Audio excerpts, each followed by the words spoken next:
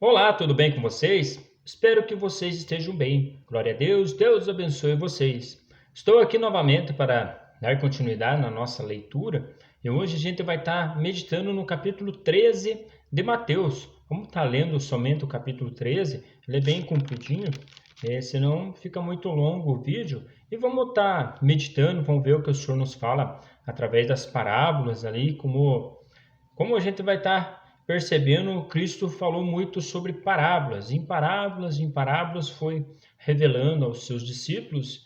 E vale lembrar também que as parábolas que Cristo fala ali é para pessoas que têm interesse também em estar aprendendo a respeito delas. Enfim, muitas pessoas veem que ele fala por parábolas, não tem muito interesse, mas enfim, vale lembrar que as parábolas valem muito para a gente estar meditando, prestando atenção nos assuntos que Cristo quer tratar conosco. Mas então vamos lá. Senhor nosso Deus, nosso Pai, te pedimos, Senhor, mais uma vez que o Senhor venha estar nos orientando, Pai, com a tua palavra, em nome de Jesus. Amém.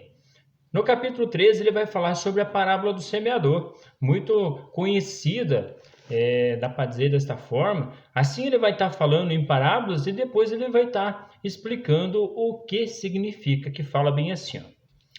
Naquele mesmo dia, Jesus saiu de casa e assentou-se à beira-mar.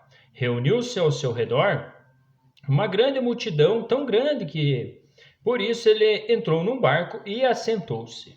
Ao povo, reunido na praia, Jesus falou muitas coisas por parábolas, dizendo: O semeador saiu a semear. Enquanto lançava a semente, parte dela caiu à beira do caminho, e as aves vieram e a comeram. Parte dela caiu em terreno pedregoso, onde não havia muita terra, e logo brotou, porque a terra não era profunda. Mas quando saiu o sol, as plantas se queimaram e secaram, porque não tinham raiz. Outra parte caiu no meio de espinhos, que cresceram e sufocaram as plantas. Outra ainda caiu em terra boa, deu boa colheita a 100, 60, 30 por um. Aquele que tem ouvidos, ouça. Os discípulos aproximaram-se dele e perguntaram: Por que fala ao povo por parábolas? Ele respondeu: A vocês foi dado o conhecimento dos mistérios do reino dos céus, mas a eles não.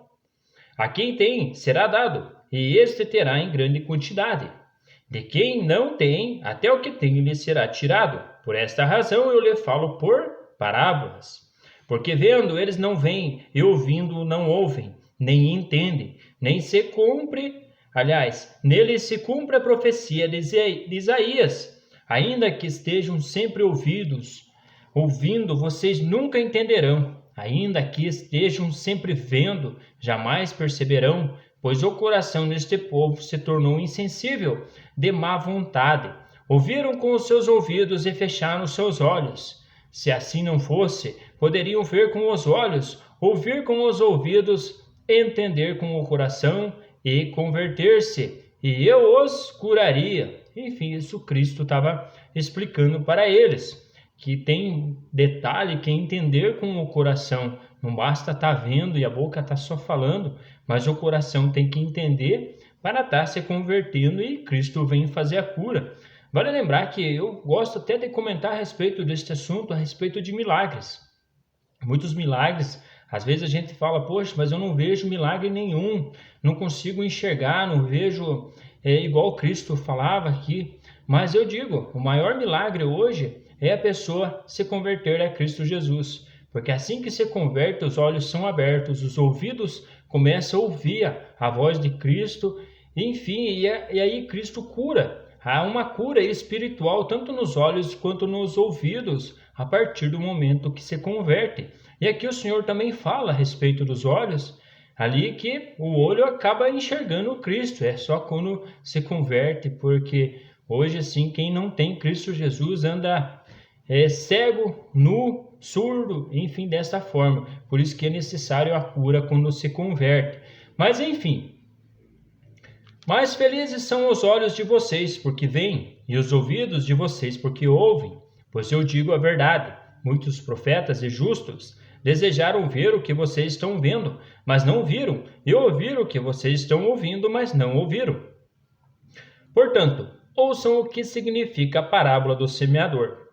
Quando alguém ouve a mensagem do reino e não a entende, o maligno vem e arranca o que foi semeado em seu coração. Esse é o caso da semente que caiu à beira do caminho. Quando a semente que caiu em terreno pedregoso, este é o caso daquele que ouve a palavra e logo a recebe com alegria. Todavia, visto que não tem raiz em si mesmo, permanece pouco tempo. Quando surge alguma tribulação ou perseguição por causa da palavra, logo a abandona.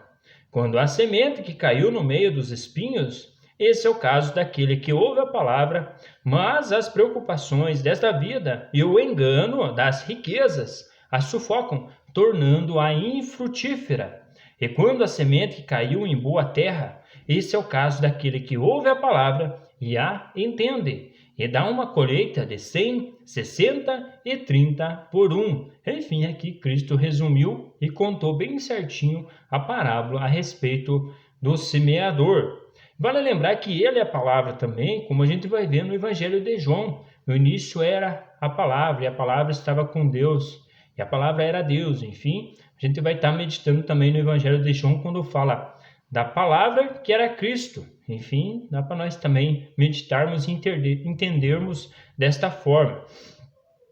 Jesus lhe contou outra parábola dizendo: o reino dos céus é como um homem que semeou boa semente em seu campo, mas enquanto todos dormiam, veio o seu inimigo e semeou o joio no meio do trigo e se foi. Quando o trigo brotou e formou espigas, o joio também apareceu.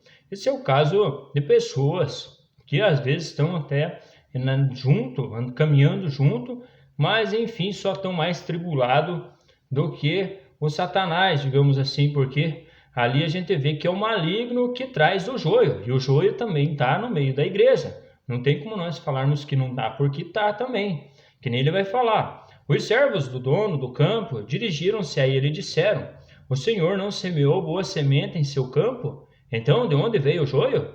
O inimigo fez isso, respondeu ele. Os servos lhe perguntaram: o Senhor quer que o tiremos?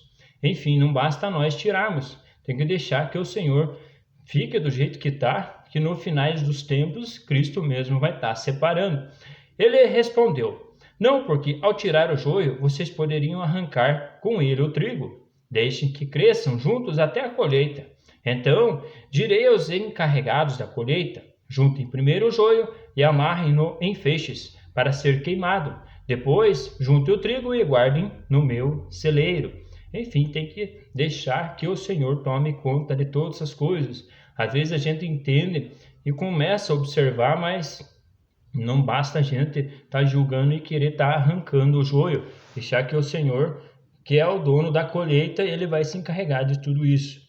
E contou-lhe outra parábola: o reino dos céus é como um grão de mostarda que um homem plantou em seu campo. Embora seja menor em todas as sementes, quando cresce, torna-se uma das maiores plantas e atinge a altura de uma árvore, de modo que as aves do céu vêm fazer os seus ninhos em seus ramos.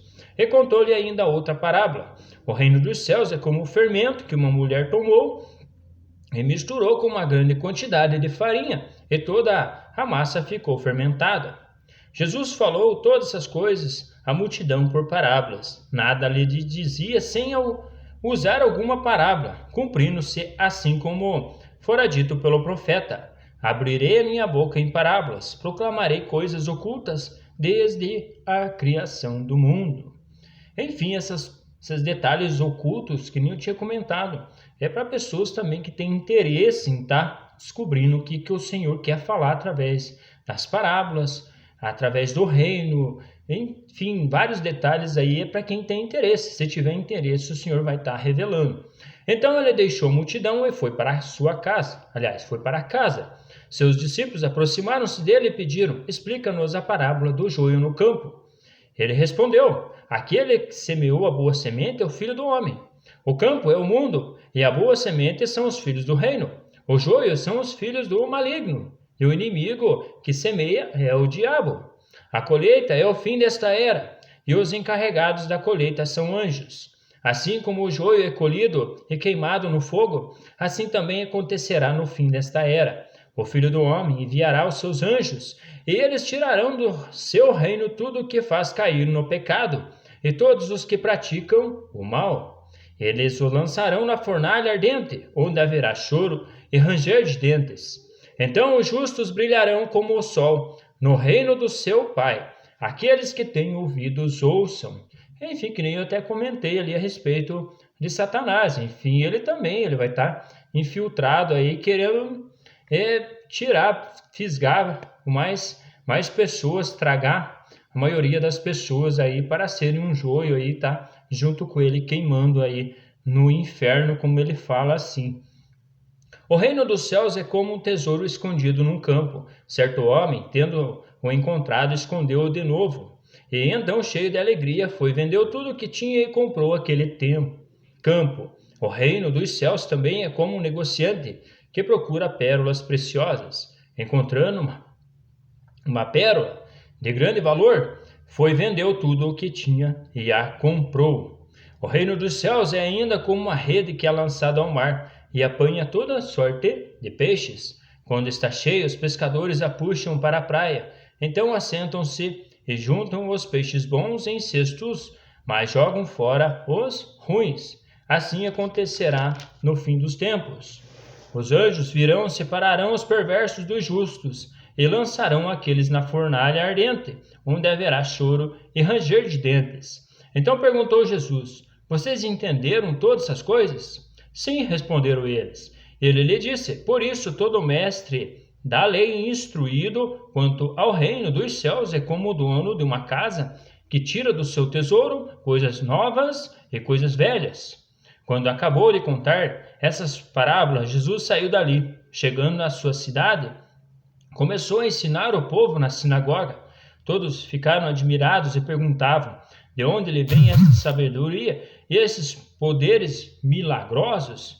Não é este o filho do carpinteiro? O nome de sua mãe não é Maria? E não são seus irmãos Tiago, José, Simão e Judas?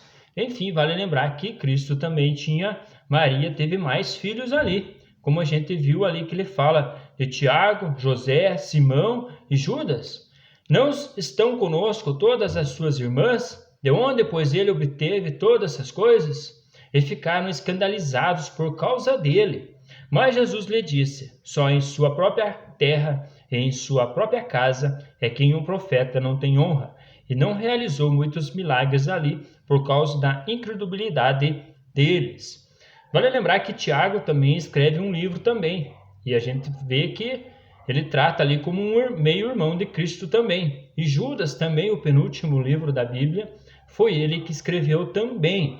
Enfim, vale lembrar que Jesus também tinha meios irmãos aqui na terra. Mas terminamos aqui mais uma meditação na palavra. Fiquem com Deus e vamos olhando as palavras do reino, olhando as parábolas do nosso Senhor e vamos se alimentando cada vez mais da palavra do nosso Senhor. Um grande abraço, fiquem com Deus e até mais.